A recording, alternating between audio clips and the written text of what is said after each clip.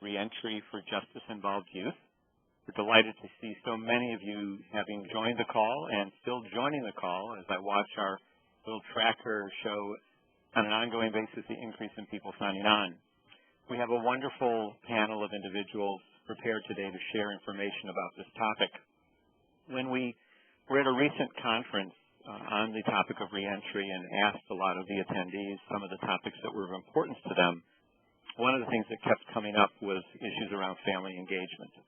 This has been confirmed also by a survey we did in one of our prior webinars asking attendees or participants to share with us some of their thoughts about some of the important topics they'd like to see us covering as part of the National Reentry Resource Center's work in support of the field. So today we're going to explore this very important topic, a topic I think particularly important for juvenile offenders. This notion makes sense to us around children and youth, that it's important for them to have strong family connections that will help them down the path towards rehabilitation. But the science and the research also confirms this. If we think about many of the most effective programs in working with juvenile offenders, there's a strong family component to these multifaceted approaches in working with our young people. So we have both the inherent belief that family is important, and we have the science and research to confirm that from an ecological and risk and protective factor approach. So today we're going to look at that issue of family engagement as it relates to juvenile justice vis-a-vis reentry. And we have a number of panelists who are going to be with us who are going to be talking with us about the work that they're doing in the family engagement area around reentry. And if I can move the slide to the next slide, I'll show you exactly who you're going to hear from. You're hearing from me right now, and we're going to have Ryan Shanahan, Senior Program Associate at Family Justice Program at the Vera Institute of Justice, give us kind of an overarching perspective on how we can best engage families and significant individuals in the lives of the young people with whom we work. And then we're going to actually kind of drill down to the ground level and have Rosalinda Rosales, who is the lead for the Division of Juvenile Justice Family Initiative in California's Department of Corrections and Rehabilitation, talks about some of the family-focused approach they're using in juvenile justice, some of the real tools they put into play to help them improve in accessing, connecting to families, and working in partnership with families in a strengths-based fashion. And then Crystal Larson, the Associate Director at the Vera Institute of Justice of the Adolescent Portable Therapy Program, will be talking about the work that that program in particular is doing to adopt this kind of strengths-based approach in working with young people. So with that, I want to turn it over to Ryan, but first I want to mention that we have a new webinar coming up as the second part of this series.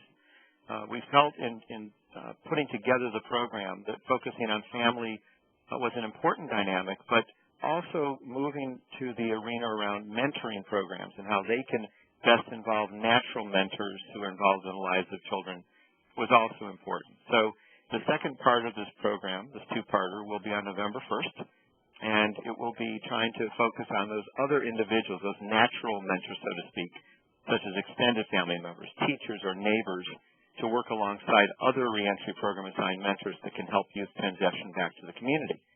A lot of this work, as you'll hear today, is focused on a notion of permanency and well-being and how we achieve those things through these connections for young people. If we think about our own children, if we think about ourselves, we want to be connected to pro-social positive individuals, and we know for our own young children and young adults that they need these connections well into their mid-20s. Fortunately or unfortunately, many of the programs that we have don't necessarily continue on into the mid-20s. So this will be an opportunity to look at ways that we can create a strengths-based approach so that families and other supports can keep working with the young people after our systems are no longer involved. So with that, I'm going to turn it over to Ryan to talk in more detail about the presentation outline and walk us through today's session. Ryan? Thank you, Shay. Good afternoon, everyone. I'm excited to be here and excited to talk to you more about the presentation today, which I will start off with talking about the work that we do here at Vera in the Family Justice Program.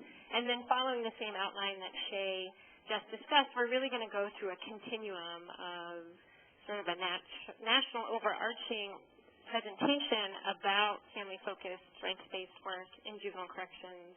And then we will have a speaker, Rosalinda Rosales, who will talk about what that looks like inside a juvenile justice facility. And then Crystal Larson will talk to us about that transition from facility to community. And then we'll have plenty of time at the end, about 20 minutes to a half hour, to answer any questions that might come up for you as we go through the presentation. We wanted to start off by doing an audience poll. So just wanted to get a quick feel from you all about where you're working so we know who we're talking to. So we'd like it if you could just click on the polling piece that just should have come up on the right side of your screen and let us know if you primarily work inside a juvenile justice facility, in the community with justice-involved youth, or youth who maybe have a history of justice involvement, or if you work primarily with youth and families who are in some way impacted by the justice system involvement, but maybe you don't work directly in the justice field. You'll have 1 minute to answer that poll, and we'll go on to the results.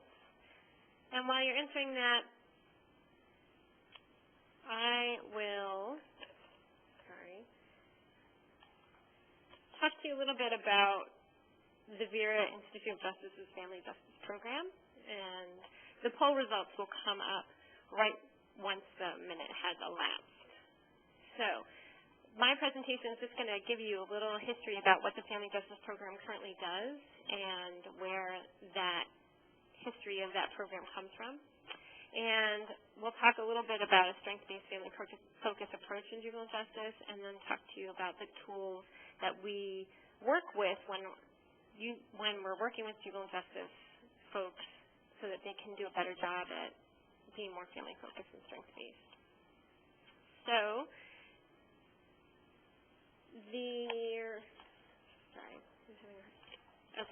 So the Family Justice Program, here's our mission statement and the mission statement of the Vera Institute of Justice. We're currently one program at the Vera Institute of Justice, and we provide support to justice organizations that are enhancing their work by being more family-focused and strengths-based.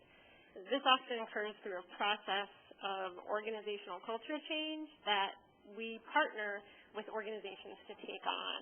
And this may include things like reviewing forms, to think through different opportunities to talk about families and the strengths of families. It also often includes extensive training and technical assistance of staff. And it's all about really creating a culture, whether it's in a justice organization or a community corrections organization or a community-based organization that has a lot of young people who have histories or families who have histories of justice involvement, helping them really integrate more strengths-based family-focused tools and methods.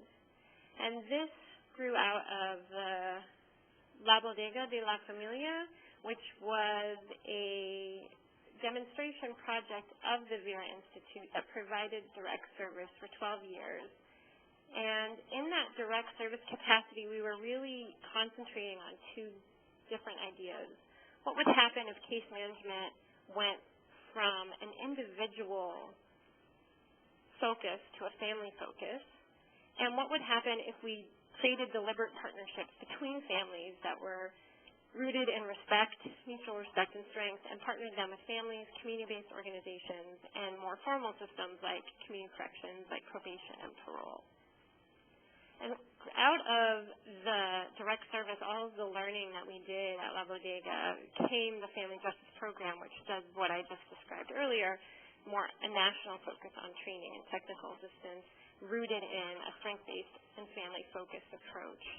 And so when I talk about family, what am I really talking about? And so we want to really think about family broadly defined to include a continuum of what we might consider traditional family, extended family, and mentors or other external support outside of that immediate family.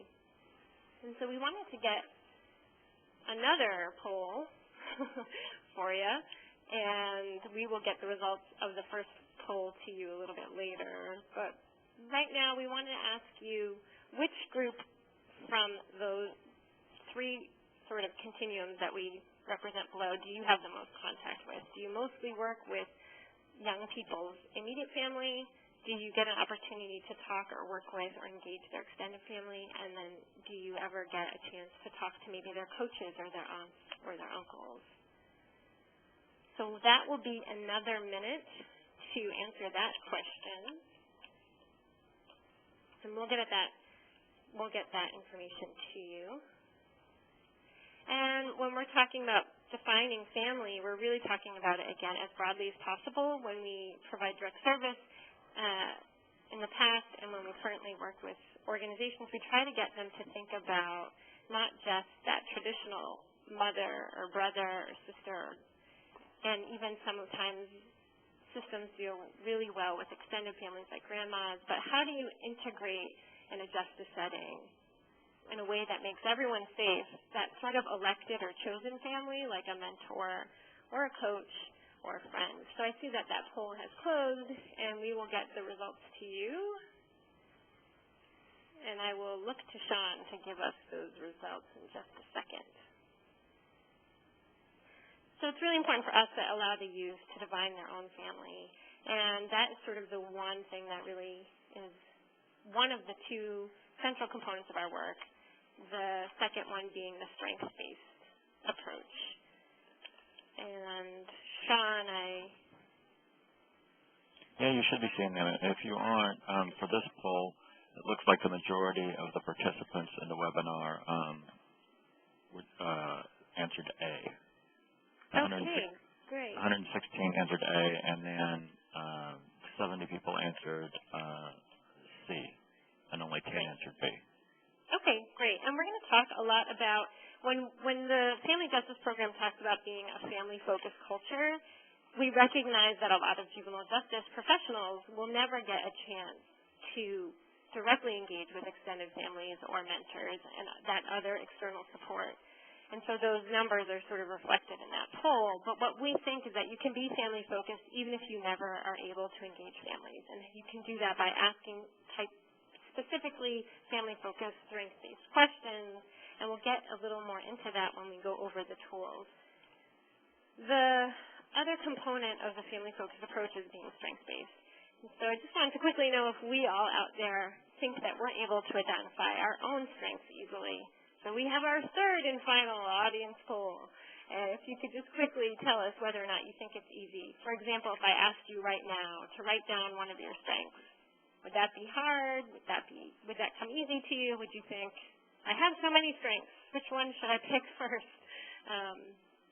Because what we often find is that, and we're not going to have you answer this question, but we recognize that a lot of the youth we work with are not able to identify their own strengths very easily. They've gone through a deficit-based approach, and we're in an entire culture that talks about our New Year's resolutions and what we could do better, and very rarely talk about what we do really well. And so the strengths-based approach, which recognizes that people are motivated and have these talents and past successes that we can draw on to motivate change, is very foreign to a lot of young people who are involved in the justice system.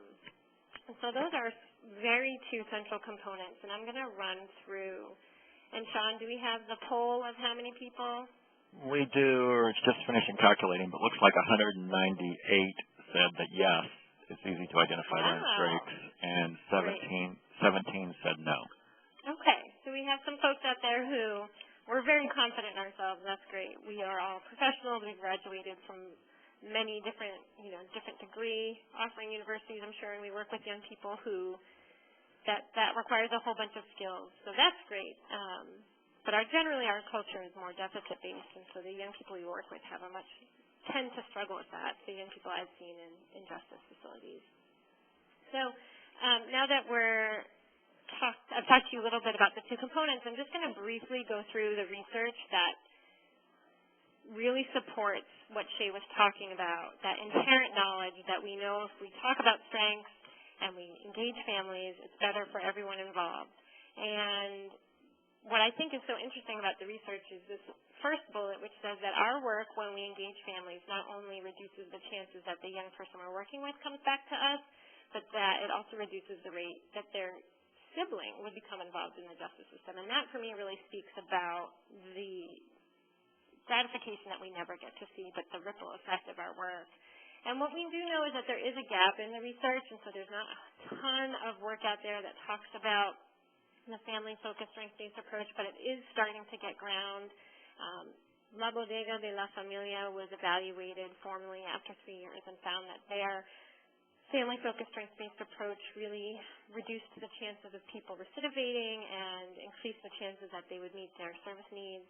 And we know that there's a whole movement recently coming out in the strengths-based approach called positive youth justice that's getting a lot of tracking. And what we know in the research that we do with young people here at the Vera Institute is that they are very much reflecting this sentiment, that they all could give examples in this one study that's cited here. All of them could give examples of social support that they receive, and they identified out of that support that they're receiving as family as being the most important source. And to put it really plainly, I think this quote says it all, that, young people are really validating their families. That's who they're going home to, and so integrating them into case planning only makes the most sense. And so after hearing a little bit about what you think across the country, we also do a lot of research with staff. And so staff are telling us that they also recognize that it's important to work with families and that that's an important source of support, and it's important for youth to stay connected.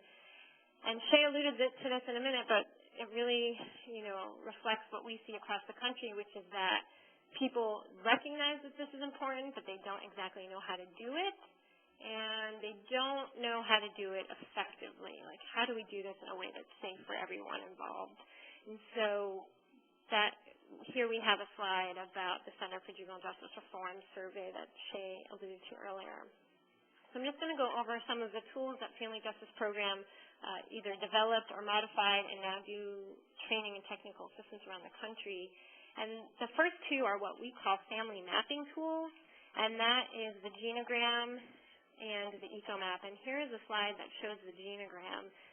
Social workers out there will recognize this pretty well. This is a way for folks to really look at their families holistically and identify histories of challenges like criminal justice involvement and substance abuse that they might want to set some goals to have them be the last person to pass that on. But it also draws out the strengths in the family. So if this particular participant, Ray, was really interested in getting a job, we might ask him to talk to his sister, Grace, who has been employed, and her partner values education because Robert has graduated from high school. So how we pull those strengths to help Ray meet his goals. Excuse me. The second mapping tool is an Ecomap, and this is an example of a young person who was incarcerated in California who drew his Ecomap with his case manager about the different systems in his life. Again, what we know about young people is that they're often very visual learners. I include myself in that category. And so showing them all the different systems in their lives and the relationships to those systems can be really impactful about goal setting and reentry planning. So we can use this Ecomap even to put circles on the map that are not involved in the young person's life currently, but when they go home, they need to start creating those relationships. The Family Justice Program recognizes that not all staff are going to have time to create family mapping tools, and so we created what we call the Juvenile Relational Inquiry Tool, which is a very quick, user-friendly tool for correction staff. That's what it was developed in partnership with, and it was developed for correctional line staff inside juvenile justice facilities. It takes on average about 15 minutes to go through with a young person, and it's really short, simple, and to the point. It draws out young people's family broadly defined, and it asks young people about their strengths. For example, it might be a little bit hard to see here, but the second question just simply asks, who's most proud of you, and who are you most proud of? So not only are we drawing out who might be in that young person's circle of support, but we're also finding out some of the strengths of that person. So it's a great, simple tool that we're finding a lot of success with. Ohio is the first state to be rolling it out. It was piloted last year with partnerships from Arizona, Michigan, and Ohio. So we're very excited to be able to tell you more about that in the future, about the results from the rollout in Ohio. Another one that I just want to quickly talk to you about was developed in partnership with community-based organizations in Brooklyn that were finding that young people were heavily affiliated with gangs, and how do they talk to young people and their families about this.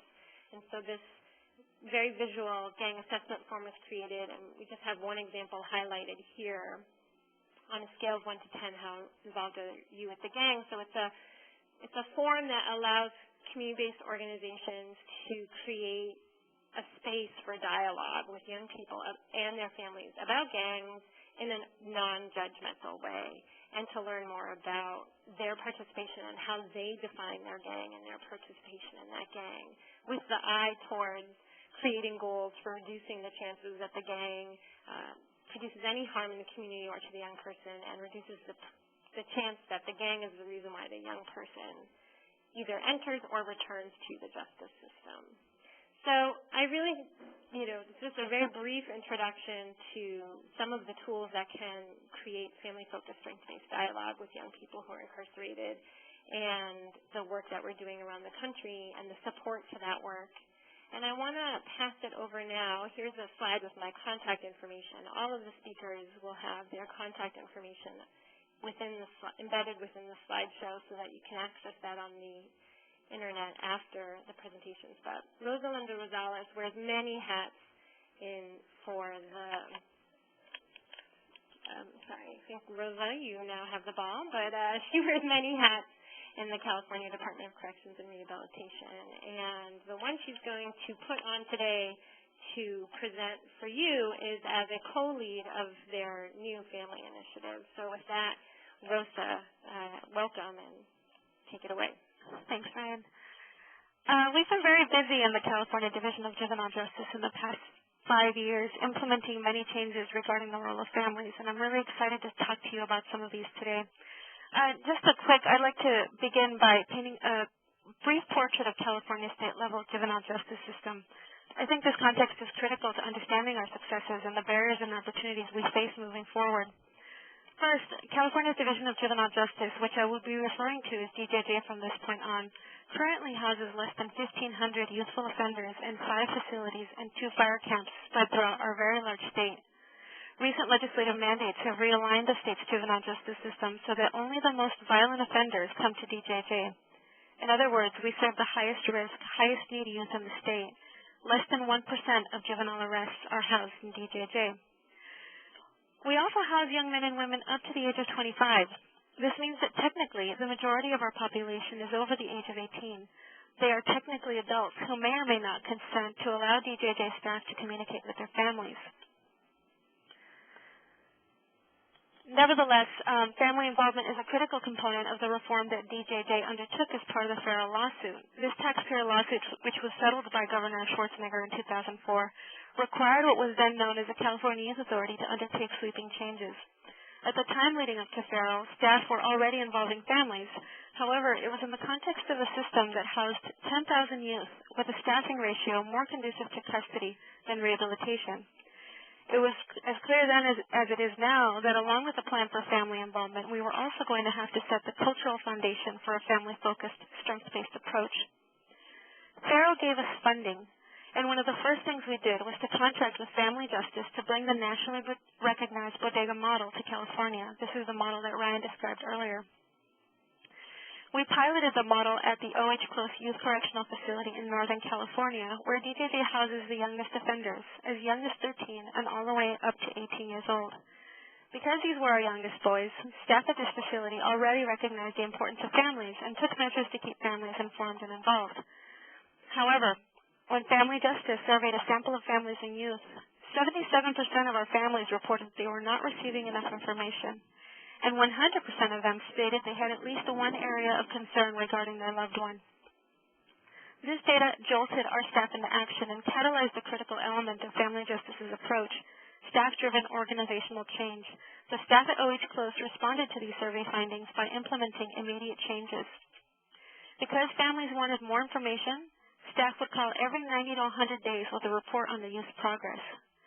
Because families stated they received the most information when they came to visit, we increased staff presence in the visiting hall. Youth correctional counselors, parole agents, case managers, and other members of the youth treatment team would go to the visiting hall if a youth on their caseload was receiving a visit. Staff also significantly modified a behavior contract so that the youth was the primary driver of his behavioral goals, an approach that would later be reinforced in motivational interviewing. Approximately 100 direct care staff at OH Close were trained in family justice's approach, and a post-training survey revealed that a marked attitudinal shift had occurred in staff who now not only recognized the value of family involvement, but also saw increases in family participation after the changes were implemented. The pilot was so successful that we were able to acquire funding through the Farrell-mandate to implement several components of the family justice approach statewide. First, the element of the strengths-based family-focused approach, which included reviews of our forms and documents to ensure family friendliness and provide training for our staff. The second element is staff-driven organizational change. We followed the model of interdisciplinary work groups at each facility to develop family involvement strategies specific to the mission, population, and key characteristics of each facility. For instance, our facility located in urban Los Angeles would have very different strategies than our facility located in rural Northern California. And of course, the key catalyst for success, the Family Justice Youth and Family Survey. As done in the pilot, we surveyed a sample of youth and families at each of our facilities, so each facility could develop strategies informed by family input and feedback. Last month, we presented the findings of the survey to the Chaderjian Youth Correctional Facility, most commonly known as CHAD.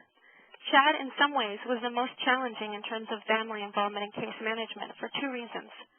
First, most of the youth at CHAD are over 18, technically adults. Second, most of the youth housed at CHAD are placed in mental health or sex behavior treatment programs where we run into concerns if the family is a victim. Prior to the survey, CHAD had already taken great strides. In January 2009, CHAD met with its first youth family council in years. Family councils are composed of family members of the youth housed in the facilities and representatives from the facility as well. Through these councils, families are able to have a voice and are empowered to make recommendations. This family council in particular was key in making changes to visiting hall policy that had been put in place when CHAD has housed over 1,000 youth, but were no longer necessary at the count of 300. Earlier this year also, CHAD opened its doors to families for the first time. This facility is our most traditional correctional facility, and families were able to tour inside the facility and see where their loved ones lived and programmed. So when we did the survey at CHAD, we did see some improvement over the results of the pilot.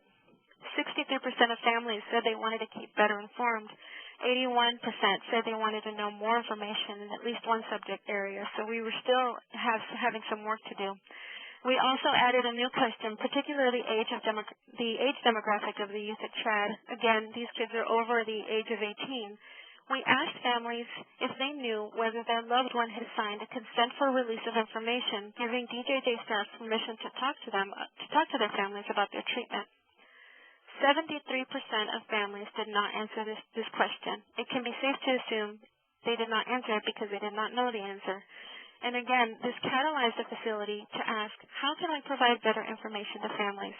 And in the spirit of having our staff drive our organizational change, an interdisciplinary work group is currently meeting to develop strategies to address the gaps identified in the survey.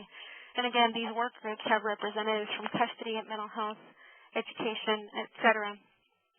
We're going to be conducting this process at all of our facilities to transform our correctional culture. Meanwhile, we're also implementing changes statewide of the type that will immediately impact families. We're improving the information and materials being sent out, such as orientation packets, progress reports, and policy updates. We have also created a virtual tour of DJJ facilities. This 20-minute tour describes the programs and services offered at each of our 5 DJJ facilities and 2 fire camps. It provides a much-needed visual for families who are not able to travel the long distances to visit sons and daughters. We've included the link to that video in this slide. Through the implementation of these changes, DJJ is making a transition from treating families as visitors to treating them as guests. We've adopted the expanded definition of family discussed earlier by Ryan, a move that was made possible through legislation. Senate Bill 518 advocated for an extended definition of families, and we are now identifying and involving expanded support networks beyond the traditional nuclear family. As you saw earlier, we have used Family Justice's Ecomap in this effort. Another legislative mandate, Assembly Bill 1300, also provided the opportunity for increased telephonic contact. Youth are able to get in touch with their families at least once a week. DJJ has also gone an extra step by pioneering the use of video conference technology to keep families connected. Families can travel to their local parole office and be connected visually and audibly with their loved ones. This has been key in cases where youth is placed in Northern California according to his treatment needs, but his family is in Southern California, or in cases of restrictions of visitation, as occurred during an H1N1 quarantine. We've also made great strides by implementing quarterly family nights. Once a quarter, each facility opens up its doors to families. Events are held in living units, in visiting halls, in the schools. Staff provide informational presentations and tours, and youth and families are able to come together for a meal with facility staff. These events have become exponentially more successful as we learn how to reach out and motivate families to attend these events. We have had up to 400 visitors attend one of these family nights. DJJ is currently at a transition that is even more critical. From treating families as guests to working with families as partners, we've implemented a number of tools that tap into the expertise of families as experts in the lives of their child. The community assessment report is conducted by parole agents within 10 days of the youth's commitment to DJJ. Parole agents meet with family to gather information about the youth, the family dynamic, and the resources in the community where the youth came from and where he or she is returning. I've seen families really eager to share their knowledge about their child, what makes her angry, what makes him depressed, who motivates her. We now have the ability to tap in the family's wealth of knowledge and provide this information immediately to the youth treatment team inside facilities. DJJ has also implemented the California Youth Screening Instrument known as the CalYASI. This is an actuarial risk and needs assessment where staff can evaluate the risks, strengths, and protective factors that the youth have to help build plans for success in the community. Along with assessing the traditional areas such as education or substance abuse, 3 domains of the CalYASI are about family and the youth's community, the strengths and protective factors that will help the youth succeed when he or she goes home. Again, the statewide survey of youth and families is also a critical tool. Our model will be informed by the barriers and opportunities that families themselves experience. Lastly, we intend to deliver training to all direct care staff in a strengths-based, family-focused approach. Training is a critical element of DJJ's family involvement model, with the goal of helping staff understand the role of family and how family involvement contributes to success upon reentry. In our remedial plans, we committed to training all staff in motivational interviewing to shift from the traditional correctional approach of telling the youth and their family what needs to get done to a more youth-centered and family-centered approach. Staff are able to help the youth build intrinsic motivation to help to make positive change and are able to communicate with families about how to support the youth in this change. Currently, 70% of our staff have been trained in MI. Oftentimes, what we have seen is what we already know through common sense. The youth's primary motivator for change is the people he loves. There is bound to be a relationship he or she values that has been impacted by criminal behavior. The desire to repair that relationship has shown to be a powerful motivator for change, and staff training in MI has helped motivate that change. We've also trained all of our parole agents in support of inquiry, which was brought to us by Family Justice. And it's a kind of family-focused derivative of MI. Since parole agents will be the family's first contact with DJJ, we targeted these agents, but the intent is to deliver this training to all direct care staff. Our ultimate goal is to include the family as experts in the lives of their child in the rehabilitative process we undertake inside our facilities and when they go home. Families know what has worked in the past, know how to motivate the youth, and staff are now really able to draw on that expertise to work with the youth to develop a plan for success. Treatment goals are built around the family, and ultimately, the families themselves are equipped with the skills to support the youth. Admittedly, this last goal is one that we may not be able to meet in California's current fiscal crisis. Although ideally we would like to have a parent academy or similar where families themselves are trained in the same skills and knowledge base as the youth, we currently do not have the funds to do this statewide. However, we are piloting some strategies. For instance, DJJ is currently piloting dialectical behavioral therapy in a couple of its sites, and one of the elements of this pilot is that staff introduce families to the skill set. We have developed a script to help staff navigate speaking to families about these complicated skills. We want staff and families to recognize a common goal and work together in a partnership to help the youth succeed. DJJ is currently working on the integrative behavior treatment model, the nuts and bolts of how to operationalize our family involvement model. Ideally, families will be involved in assessments, case plan, development and training, progress reviews, and celebrations of success. We hope to include strategies that also strengthen and empower the families for effective partnership. We are already seeing a lot of results. We are increasing transparency and access to the youth treatment, thereby creating solid partnerships with families. We're creating sustainable cultural change, and in the long run, we hope that family involvement in the confinement phase will increase the chances of the youth's success upon reentry. We have a long way to go, but I look forward to keeping you updated on some of those strategies in the future. If you have any questions, you can contact me in the slide with my contact information that you see before you now. I'll hand it over to Krista now. Thanks, Rosalinda. Adolescent Portable Therapy, or APT, was developed and launched by the Vera Institute in 2001 as a response to a request from New York City. The city knew that there were a high percentage of young people coming through the juvenile justice system who needed substance abuse treatment, and they were looking for a way that they could attach meaningful treatment that could remain with a kid as the kid moved through multiple transition points in the system. For example, from local detention to longer-term placement or from placement back home. Rather than have breaks in services when kids have to go from working with one counselor in one facility to another facility or from the facility to a community-based clinic at home. As we began, we learned what New York City already knew, that despite a very high level of need, many of these kids and families never received treatment at all. These are the families who are often labeled non-compliant or resistant to treatment. Many of the same perceptions about families that Rosalinda alluded to in her part of the presentation can be true on the treatment side as well. But noncompliance is in the eye of the beholder. Our goal was to develop an approach that engaged these families much more actively in treatment throughout a youth system involvement, including the key point of reentry. The APT model, which emerged, draws on best practices in working with adolescents, one of which is to make sure to engage the family.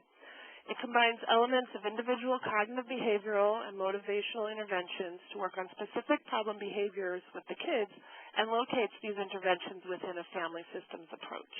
The same therapist can begin treatment with the family while the kid is still in detention and then follow them as they make their way home, providing continuous care. So at the critical point of reentry, you don't have a kid just getting to know his new therapist. We start at any point in the young person's system trajectory and finish with a 4-month community treatment period. We do have a treatment manual, which you can read on the Vera website. And the model is principle-driven, not prescriptive. And what I mean by prescriptive is that with some structured treatments, there's a specific outline for what the clinician should address in each session. We have a set of principles of practice which guides the treatment and allows for consistency in supervision and training, as well as replication in other jurisdictions. However, there's a lot of room for the individuality and strengths of the clinician, as well as the individual strengths and needs of the young person and the family. As I mentioned, APT was developed in partnership with New York City because they knew they had a problem with kids entering the system in need of substance abuse and mental health treatment, but the population was so fluid they couldn't figure out how to meet the need. The innovation was to make the services portable, both literally and conceptually. Literally because the therapists go to the families and kids. As one of my former clients who went through 8 system transitions with me once put it, I just kept popping up. The APT intervention is designed to happen wherever the kid or family is, in the home, facility, in the park, or on the New York City subway. The other way we think about portability is that we transport our approach across the system transitions that historically have created breaks or gaps in treatment. The same therapist stays with the kid from facility to home, working across the continuum of stakeholders. The challenge of this is to create a therapeutic frame and context which are not always therapeutic. Home visits for some families will bring up ideas about investigations, assessments, basically just checking on people. Families are motivated to put their best foot forward, and that may mean that they overcompensate and try to appear more authoritarian than they actually are, or they may abdicate authority to the professional that shows up at their door. This dynamic closes off any possibility of an honest dialogue or look at the problems and strengths the family is bringing to the table.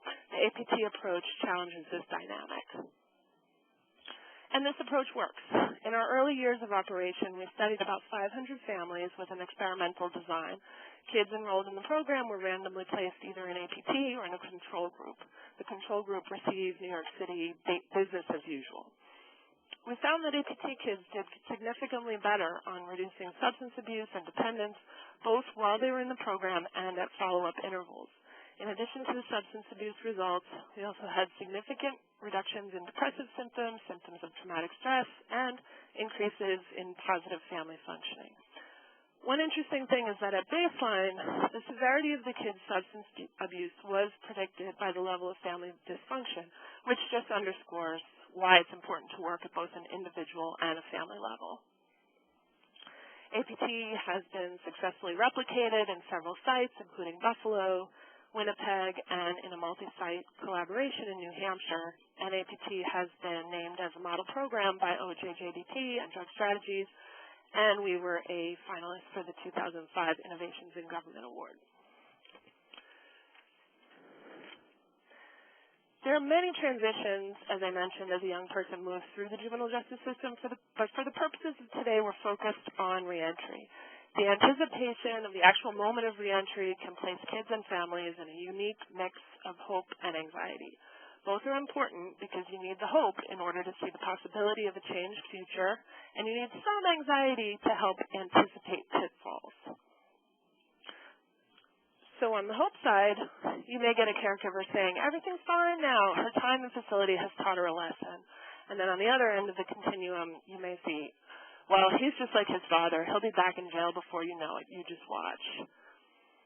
Locking into one narrow story prevents a family from responding flexibly to the challenges and joys that will come from being reunited. One of our main goals surrounding reentry is to keep everyone from locking in to one rigid story. As Ryan mentioned earlier, one tool that you can use to do this is a genogram. A genogram can be a really good way to pull back the lens and look at relationships and connections between people and to brainstorm strengths and resources.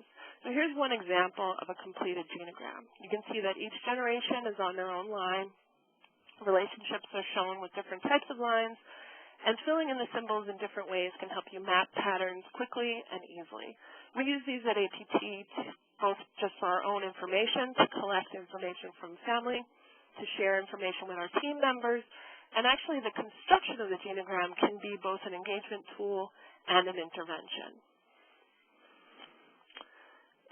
So, as Ryan mentioned, if you have a young person wanting to get their GED, you may be able to look across the family for other examples of people who've been able to do that. And there are some accepted genogram conventions, like circles are females and squares are males. And you can find online lengthy guides to symbols and computer programs that will even do it for you. And one tip I'll give you is not to get too caught up in the symbols. The most important thing is that if you're doing it for information gathering, that you know what you meant when you wrote that. If you're using it for staffing cases, that your team members all have a common understanding of what you mean by each symbol. And if you're using it with the family, that the family has a sense of what you're mapping with them. If everybody agrees that a purple shaded symbol means good at sports instead of high school graduate, and that's relevant to what you're doing, then that's just fine. Coming back to the narrow path I was talking about earlier, a genogram can be a really effective way to expand a rigid story. So let's say we have the anxiety-filled story. He's going to end up back in jail. He's just like his father. And if we only look at this segment of the family, you can see the very limiting story. And it's understandable. Maybe it's the mom's main worry. The problem is there's just not that much room in the story for possibility. If we widen the lens a little bit, we can see other places to explore. Who else is he close to? Maybe we find other men in the family who haven't gone to jail. Maybe he's really close to mom's brother. And that's a resource in a concrete way. Maybe they could do things together or spend time together. But even just his existence opens up the story from this is a family where all the men go to jail. What you want to do is look for exceptions. Another question that can do that is, who else is he similar to in the family? It's really important to also look at the women in the family. We tend to sometimes steer towards male figures for boys, and that's really important as well. But finding strengths that a kid gets from his mom can be very powerful. How are they similar? What would she like to be able to pass on to him? What qualities does he admire about his mom? How would he hope to be like her when he gets older? One thing about this is that you don't necessarily want to spring these questions on a kid in front of his mom for the first time. It's like that saying that lawyers have, don't ask a question you don't already know the answer to. If you have a mom that's already worried that she has little influence over this kid, you don't want to put a kid on the spot and have him unable to think of anything. A little prep can make all the difference. So some of you may be thinking, but we get kids where every family member has an incarceration history. That's okay.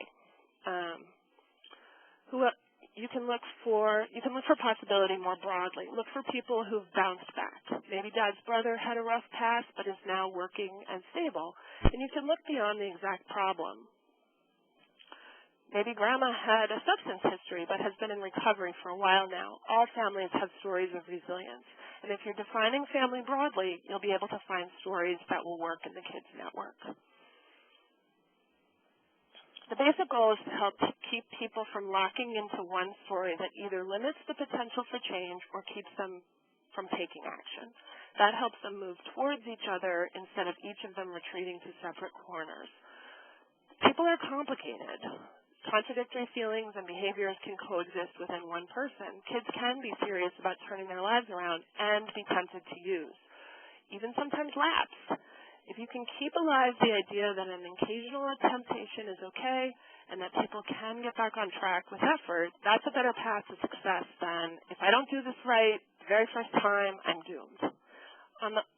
We already talked about the anxiety-ridden side. On the overly hopeful side, the everything is going to be fine side, you want to introduce the idea of setbacks and temptations without tearing down the positive outlook.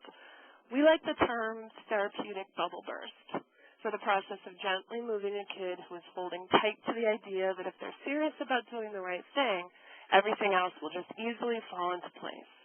And families can fall into this as well.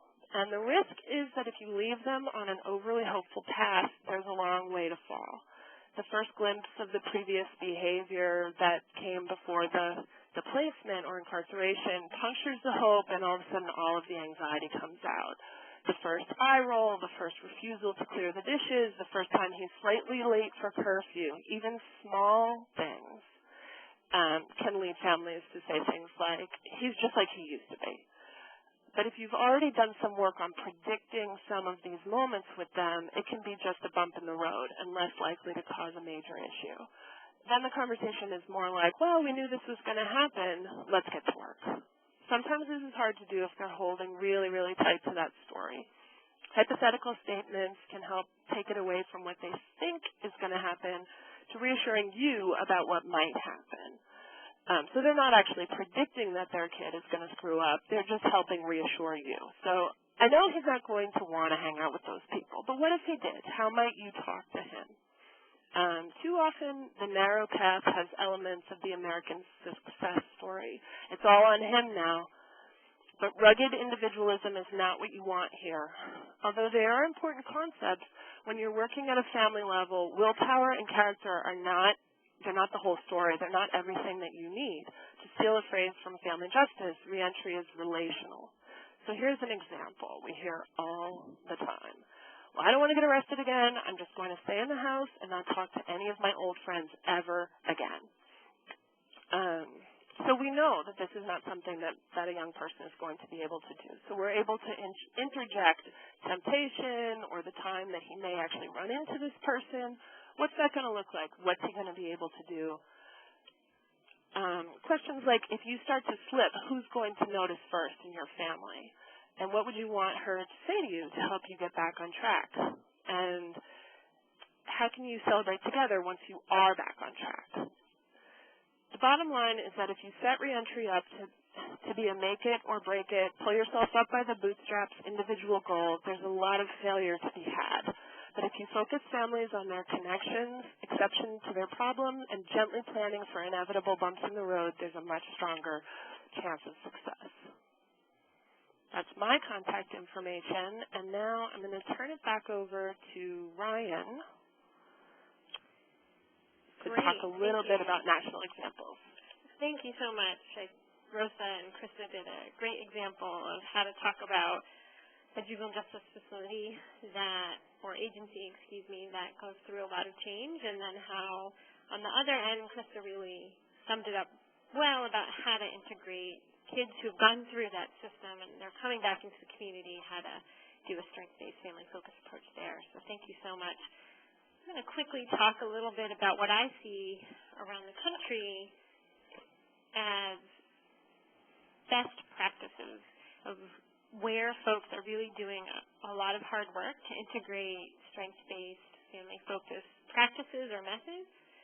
And I thought about a current use of new technology in Ohio that I find really exciting, where in Toledo, Ohio, they are piloting a new program where parole officers will have laptops given to them with cameras in them, and the laptops will be all equipped with Wi-Fi capability, and so they'll be able to take these laptops into the home and have visits with families in the home while the young person is engaging in the visit through a webcam at the facility. What's exciting to me about this is two things. One, you're immediately setting a new kind of interaction between a community correction officer and the family by providing a different kind of outlet and a different kind of conversation that they can have. I'm no longer here just to check up and make sure that this house is okay and that you're following the rules, family, but I'm also here providing you a service and helping you stay connected to the young man or woman before he or she comes home. Ohio's also really working hard to integrate a brand new strength-based behavioral management system where kids are no longer just being written up in their facilities for negative things, but they're now being quote-unquote written up for things that they're caught doing well. So you get these character coupons that recognize the changes that you're making and tapping into that motivation for change. Here in our own backyard, Vera's own backyard, New York, there is a Brooklyn initiative that is being headed up by the Center for Youth Justice, which is a Vera program, a Vera center, and they are working with the Missouri Youth Services Institute to help the Juvenile Justice Agency here in New York turn a older residential facility in Brooklyn into a rehab facility and a day treatment program that would really try to create a continuum of alternative to secure facility placements for young people who are in Brooklyn. Heading back to California, where Rosalinda works, there's these amazing California conservation camps, or more commonly known as fire camps, and they hold these amazing family dinners. And Rosa touched on this a little bit earlier, but what's interesting about the way that the Pine Grove Conservation Camp handles it is that they allow families to come in and host their own dinners. So a family mother, a mother or a family member might come up to the Pine Grove leadership and say, I would really like to cook spaghetti for all the young men here next Saturday. And so the family comes in, they have access to the kitchen, and they sit down and cook, and everyone gets to eat the family's food, and it was really amazing to see. In Michigan, in one of the most secure maximum facility, male facilities in Michigan, they have created these 30-day conferences where families are involved in goal setting for the young men who are incarcerated there. And families are involved either by phone or they are invited into the facility. in Arizona, in a young women's facility there, they have begun to integrate family therapy to complement the individual therapy that young women were going through. And often this might be by phone, but Arizona also recognized the need for a family to be there, and so they have now begun to provide bus money for families to come to that family therapy session inside the facility. The last sort of best practice that we see is what we call family finding technology. I'm going to turn it over to Shay again because he has a lot of experience and a lot more knowledge about this particular type of new technology and how it might be useful for a juvenile justice setting. Thanks, Ryan, and thanks to Rosalinda and Krista and you for your excellent presentation. This last piece, in terms of promising approaches, deals with a technology that has really been born more in the child welfare area around young people who have been abused and neglected. And one of the things that, of course, is the goal in that system is to potentially reunify the youth or children with their families. And if it can't be their prior caretaker, perhaps some extended family member. This may be for reunification purposes. It could be for guardianship purposes. It could simply be to identify additional adults in the life of that young person who can provide some sense of permanence and safety and well-being for the young person, which are the three goals of the child welfare system. Historically, the search for these family members has taken place through interviewing the young person, interviewing the family, and doing some due diligence around locating the individuals that have been identified, and then doing secondary searches for individuals those people identified. What has happened through the use of technology, and there are a couple different ways that this has been done. The family finding technology, one system has been developed by Kevin Campbell, and Kevin has a technology he has out in the market where you can be licensed to use it. Accurant, ACCURINT, Accurant, is another technology in this family of advances. And what you do is you put in critical information about the young person who you're working with and their family, the name, the date of birth, the Social Security number, perhaps the grandparents' equivalent information. You begin to build a mini family tree that through the search technologically that's done of publicly available databases begins to build a more profound family tree for you as a caseworker. So whereas you might normally end up with 4, 5, or 7 family members identified, you could easily end up with 30 or 40 family members identified. Then by beginning to contact and doing background checks on these individuals, you get a sense of who you may want to, in your case management, bring as a more active person in the young person's life. So again, in child welfare, this is used around the possibility of placement, alternative placement, reunification, or guardianship. And what we've seen in juvenile justice now is that the same technology could be used for reentry. So as a young person is preparing to come home, as you begin working with a young person as they've entered the institution, reached out to the family members known to you, you can begin to use this technology to build a richer database of people who you might be able to put into that Genogram, and then eventually Ecogram around what kind of work you want to do with the young person when they return home. You know, the whole idea being that as we listen to Krista and Rosalinda talk about and Ryan talk about using more of a youth development perspective, how we connect kids to pro-social adults, this technology gives us an opportunity to do that in a more advanced way.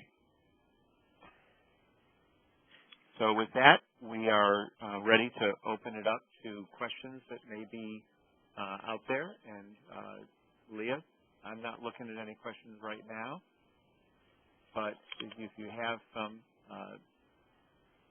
for us to answer, we're ready to go with that.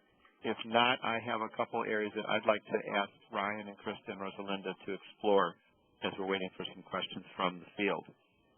The first question I have is that what you're describing today is a pretty profound change in the dynamic of how we do juvenile justice work, and that the normal juvenile parole role, aftercare role, correctional role, has not been embedded with this kind of youth development, family engagement dimension to it.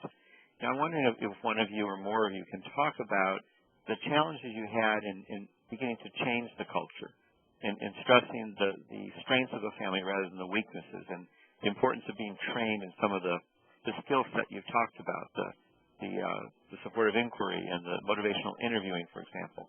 Whoever wants to take that on first. I think that a lot of people in the audience would probably want to know more about how do you overcome some of those cultural, organizational challenges. This is Ryan, and I think that Rosa can help me answer this question as she has gone through it with us in California. But we would probably say, Rosa, you can let me know if you agree, that staff-led change is by far the most sustainable.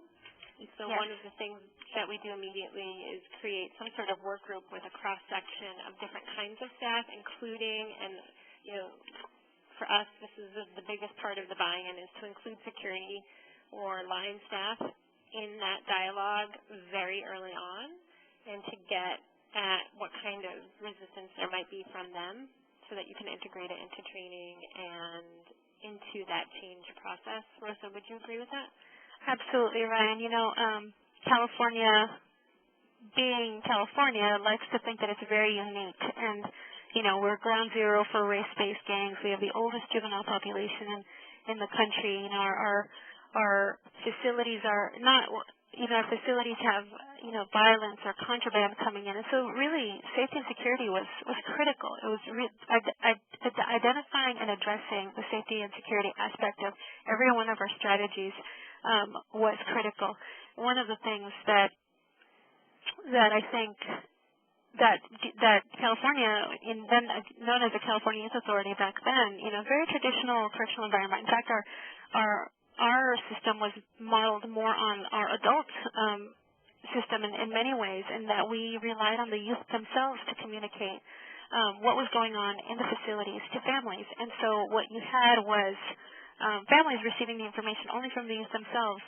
So the partner that can create some kind of antagonism when youth were telling families that some things were happening, and families didn't understand why these things were happening. And so one of the biggest barriers that we're tackling because of this consent issue with the youth being older is finding ways to communicate with families and building that partnership so that the youth knows that we're all in it together. But, getting the staff involved in that has been the key element. Really, if California is so unique, then we already have, family justice approaches that we have homegrown strategies that will work most effectively with our population. So I would have to agree with Ryan. I hope that answers your question, Shay. That's great. I think, can I add something? Yep. This is Krista. I think that we tend to ask that question in regard to justice. And I think there's actually a broader challenge, because I think in a lot of human services training, we get sort of trained to look for risk and look for diagnosis and look for problems. That's where we feel our most useful or our most clinical. And so that's been a challenge in some ways here. We get accused of sort of missing the point or being Pollyanna when we try to focus on strengths in addition to problems and challenges, because I think the issue is really about seeding those things right next to the things that young people and families are good at. It doesn't mean that you ignore problems. It doesn't mean that you lose sight of what needs to be attended to. It's just taking a more holistic view. Great. There's a question about the issue of distance.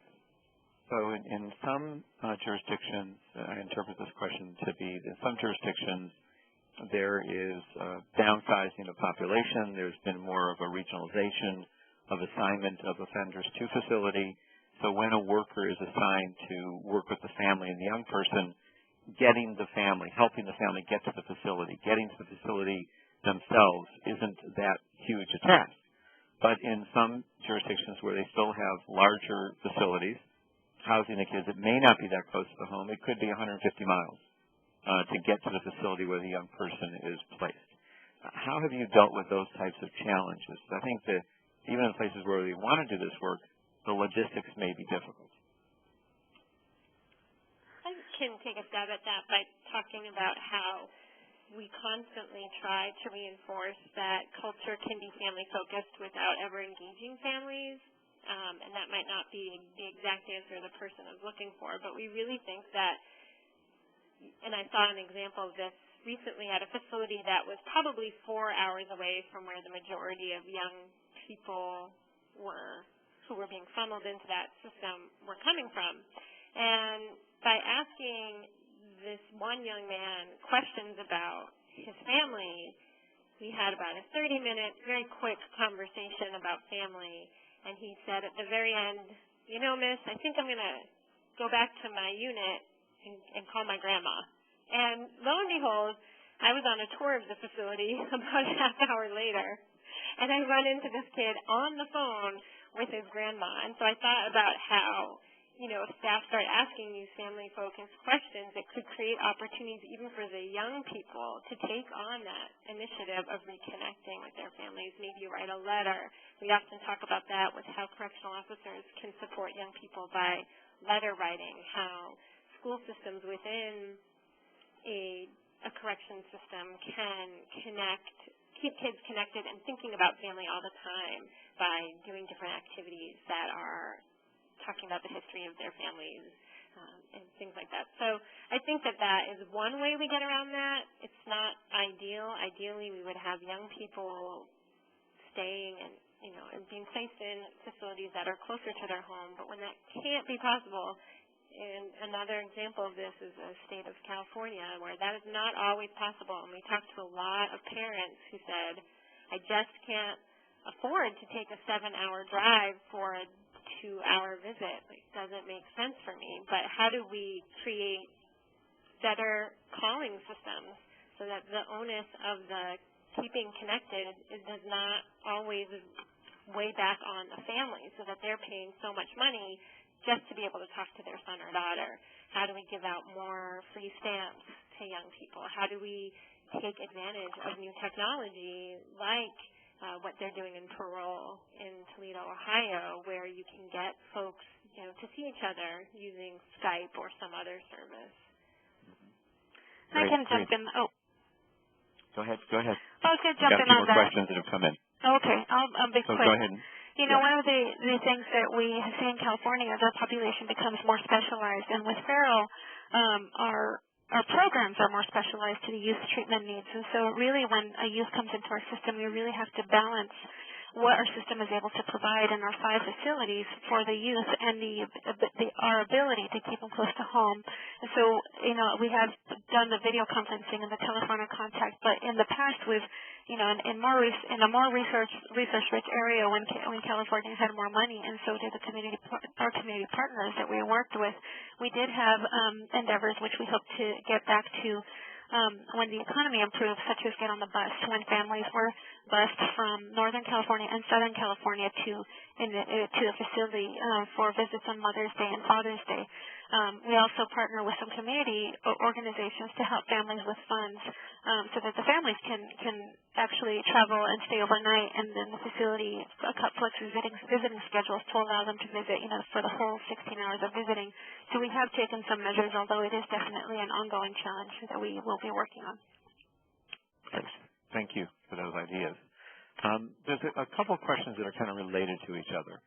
So one question deals with the fact that in California, for example, there's been a very high cost per juvenile ward, some estimates over $100,000 per year. Has the model brought some of this cost down, or has the model perhaps increased the cost of treating those youth by having this additional engagement, identification of additional needs? Then the related question, and I'll keep track of both, deals with what can be pointed to in terms of return on investment dollar-wise. These programs are fantastic. Can we point to some money being saved, more effective expenditures in these tight budget days? That would be important to go to our superiors and talk about the need to invest in these even in a tough fiscal environment. So we can weave those two together. I'd appreciate it. I'll talk a little bit about California because, you know, our funds have been drying up for so long that what we have done and are doing is simply maximization of our existing resources. So our costs have really have really, really narrowed down. We have telephone contracts and that kind of thing. But in terms of staff responsibilities to work more closely with families, to be more therapeutic in their approaches, to be more strengths-based, that's all that we just required training for that, and luckily we were able to work with Family Justice for that. But in terms of money saving, we don't have any performance indicators in that measure, but I can tell you anecdotally that we are certainly seeing young men and women who would have faced a lifetime of involvement in the criminal justice system. I remember one youth in particular, when I met him, I was sure that this young man was going to end up in the adult system. He was so bent on violence that he was a threat to the youth and the staff. And one of the first things that we did, that I talked to with him, his family was Spanish speaking, and he was very gang entrenched. Well, when I talked to the family, who was very concerned about why the youth was being held in very secure conditions, they didn't know about his gang involvement. So we staged this family-based intervention for the youth based on his gang participation. We sat down with the family and with the youth and with counselors and mental health staff. And on that day, literally on that day, that youth changed his life. And he paroled not very long after that. And he's out there and doing great. So in terms of cost savings, absolutely. This kid, he would have been heading to the adult system at $40,000 a year. I really believe that we changed that, and that once we develop our performance indicators, I don't know that we can, cost out savings in terms of for the public safety in that way, but we definitely are seeing changes day to day. Well, you might be able to also show with your reduction in technical violations, for example, right, how many kids you avoided returning to state institutions, which would be a cost savings as well. Mm-hmm. So I think that as we all move forward with this work, the person posing the question really raises a good thought. Always trying to translate it into return on investment right, and cost reductions by lowering technical violations, lowering return to institutions. I think all of our thinking can be in that direction. Anyone else want to respond to that question about return on investment and fiscal arguments being made around this type of work?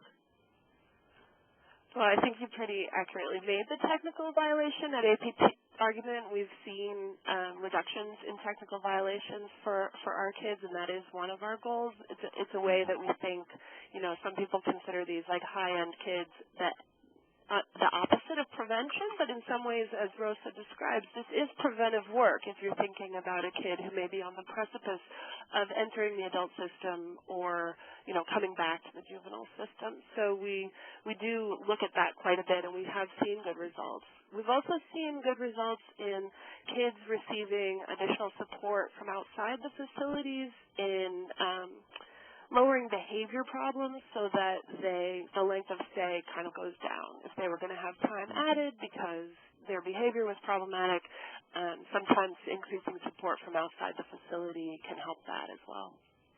Right. And I think generally if we look at this even beyond reentry to the entire continuum of juvenile justice programming that may be alternatives to incarceration, there is good return on investment information around cost savings for some of the programs that have been proven to be most promising or effective. So many of those functional family therapy, multi-systemic therapy have been translated into cost-saving analyses as well. There's another question from a member of the audience asking about whether you've experienced a reluctance to allow things like furloughs or day passes, things like that would allow you to test out how the child would handle being in the community, being back with family prior to release. Is that part of any programming you're aware of, and how the agencies have handled that kind of step down or test of a step down idea? Well, we in California have been reintroducing furloughs only in the sense that the youth go out for supervised visits. So I can't really speak to that, but we do have, Ryan talked about our youth conservation camps. We do have youth who are out in the community as part of a supervised project, such as, fighting fires and doing community service projects. We also have our most highest performing youth in our facilities. They go out on day passes as well, but they are supervised, and they're generally doing some kind of community service project with staff supervision. We have not moved to day passes where a visit with family is the primary goal, but it is definitely on our radar. Any Some other of it, comments? this is one of the things we recommend generally almost everywhere we go because this is what staff want. So we often ask staff, you know, if a miracle happened and you were in charge and you could make this facility as family-focused as possible, they often talk exactly about what this audience member is talking about. And I very rarely, unfortunately, get to see it, although it sounds great that it's happening in California now. And one place that I see on the adult side is in Montgomery County. They have a step-down facility. It's like a reentry facility, if you will, where they do have day passes and overnight passes, and they have family that can come and visit people on their living unit. It's a very different kind of facility. It's reintegrating the person who was incarcerated into their family and into their community. And they just did a recidivism analysis, and their initial results show that they have really, really low recidivism rates. So we have like 21% reconvicted after a year, 14% that's for men, and 14% for women. So coming from a state where our recidivism rates in New York are significantly higher, this to me speaks of the great success of this kind of reentry program. So, Ryan, just to be clear, Montgomery County, Ohio, Maryland? Oh, I'm so sorry. Montgomery County, Maryland. My apologies. Okay. Yeah. And those were adult statistics or juvenile statistics? These are adult statistics, yeah. It's one of the few reentry facilities that I know of in the country. So. Okay, great. There's an interesting question from one of our participants wanting to know if, in your experience, you've seen a difference in family participation between violent and nonviolent youth offenders and their families. I don't know if you have any data around that. Krista, do you want to speak to that? I can't speak data-wise. I mean, I think that in our initial implementation of APT, when we were recruiting young people who were screened at their intake to the detention facility, we didn't make any allowances for charge at all. So we had a wide continuum of kids as long as they were within the detention population. And I would say anecdotally we haven't really had a wide variation in engagement in regard to families. I mean, I think it's all sort of, you want to look at the exact family that's in front of you. Some families have been through so much with a young person that they're feeling tired and they need a lot of support to kind of muster up the little hope that they can still gather and start from that place. And some families are just, wading into this water with a kid, and it's a lot more on the preventive end, as I mentioned a little bit earlier. But I wouldn't say that we've seen specific differences, no. I would have to agree with Krista. I work with the whole variety of youth throughout the California Division of Juvenile Justice, and one of my roles is as an ombudsman. So families across the state have access to me regarding their youth treatment in the system, and so I hear from families of all types, and in fact, in DJJ we recognize that family. Again, we talked about it earlier. Family is the primary motivator for behavior change, and so our most intensive programs for violent youth, we have a program called the Behavior Treatment Program, which is for youth who are engaged in violent behavior, and one of the top interventions is to immediately start working with families and set goals around that. So I don't see, neither the family being involved nor us putting up any barriers that would limit the involvement with the families at that point. Great. I have a couple more questions that have come in. One, it deals with how to extend the family engagement work to the community more broadly. So in using these approaches on family engagement, are they natural bridges also to the caseworkers, the parole officers, maintaining or creating connections to school, whether it be high school or community college, work possibilities, social clubs, volunteering opportunities, other social institutions, faith-based institutions in the community? Is there a natural bridge there, or are they two distinctive bodies of work? How have you experienced that? Well, and it's actually one of the uses. Ryan talked a little bit about the Ecomap, but we in California have been very successful in using the Ecomap, placing the facility in the center. So the institutional Ecomap allows us gives us the ability to see who our partners are out in the community. And it's interesting because we are so resource rich inside our facilities, because of Farrell, we may have 35 partners for the youth when he or she is in our facilities, but when the youth goes out on parole, that number of partners really goes down. It goes back down to what the resources that the youth had before he went into the facilities, and so we really are targeting on making the web of support networks for the youth, beefing that up as much as possible to kind of not replicate, but and as close as possible the amount of support he had while he was with us. So definitely we see the bridge, and it's something that we're working on. I think one thing we often... go ahead, Krista.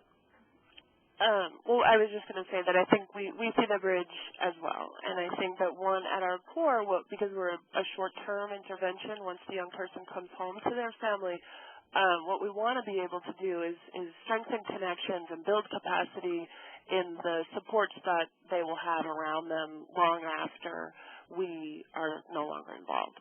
And so that does include the entire list that you just mentioned, from faith-based organizations or actually going to church or pro-social activities of one type or another, or work readiness programming. And then I think, in addition, we're in New York City, and so we're a pretty resource-rich in pockets. I think that some of the communities that we work most in are fairly under-resourced, but kids who are willing to travel can't have a lot available to them. And I think then you run into the more individual kind of cognitive behavioral intervention that we do with our young people. Is that what are some of the barriers? Some of our kids get very nervous on the train, or they're nervous because they're 15 and they don't know how to join a new group that's not their boys that are kind of standing on the corner. And so helping kids cross those bridges, which are sort of just natural adolescent challenges and aren't necessarily related to their juvenile justice involvement, becomes extremely important. Ryan, did you want to add anything to that? I was just going to say that one of the things we talk often about is how to get community correction officers who are meeting young people in the facility prior to leaving. Part of their ritual is to talk about the people, places, and things that young people have to stay away from.